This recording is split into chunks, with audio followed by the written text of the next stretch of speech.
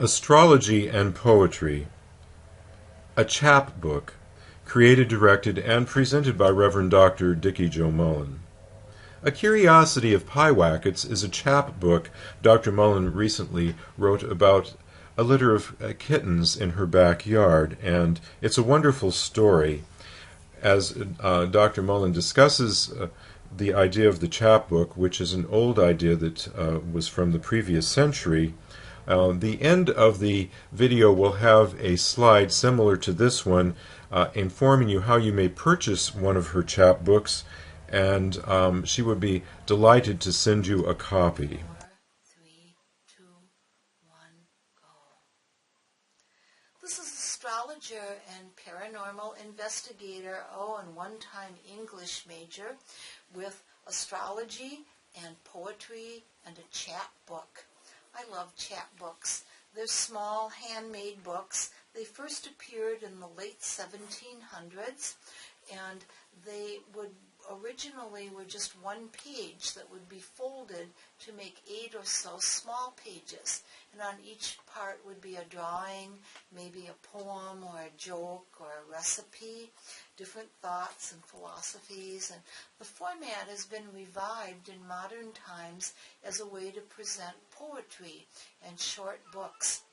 And chaps were salesmen. You know, if you call someone a chap, and they would bring these little handmade, handwritten, printed books, paper-covered books around from town to town as a way of sharing news back before there were newscasts or even newspapers. And I put together a series of poems and thoughts, kind of inspired by a strong Venus transit through my 9th house. The 9th house relates to writing, and I happen to have my natal Venus and Jupiter there in Gemini, and am a secret frustrated writer.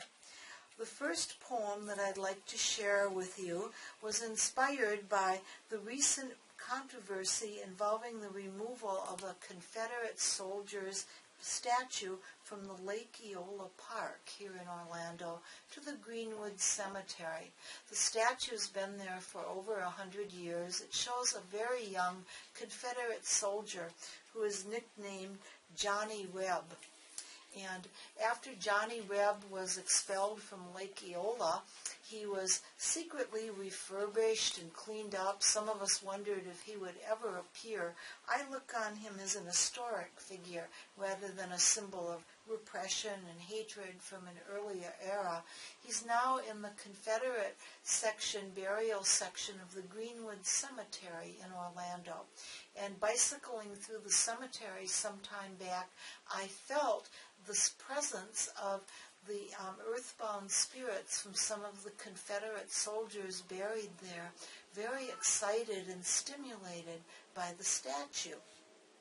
And it's an absolutely beautiful statue. Near it is a Civil War cannon that was placed there.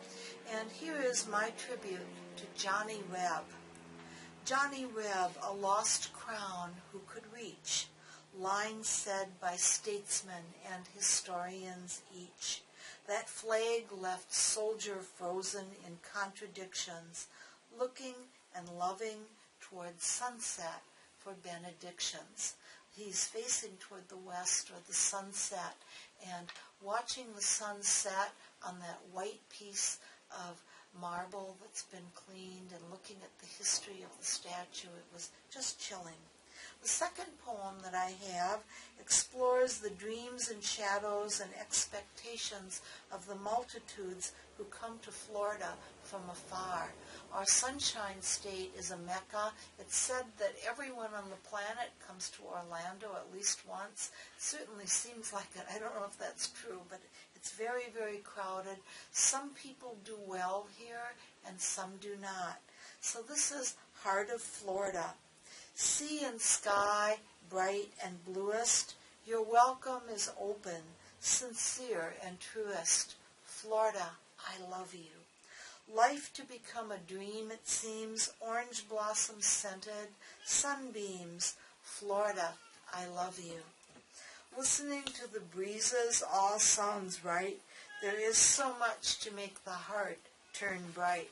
Florida, I love you.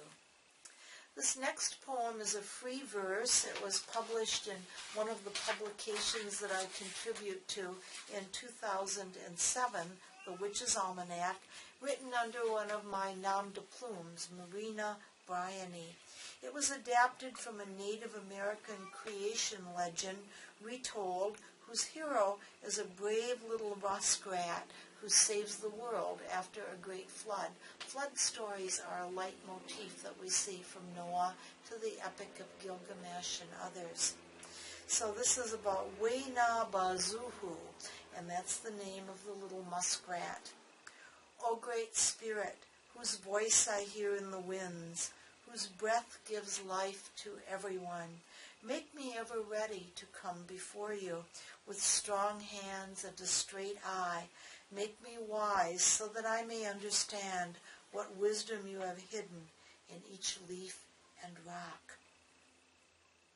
This next poem honors Poseidon, the planet Neptune, sometimes called Poseidon in older astrology books, the spirit of the sea, and it was published by Bantam Doubleday Dell in early 2004.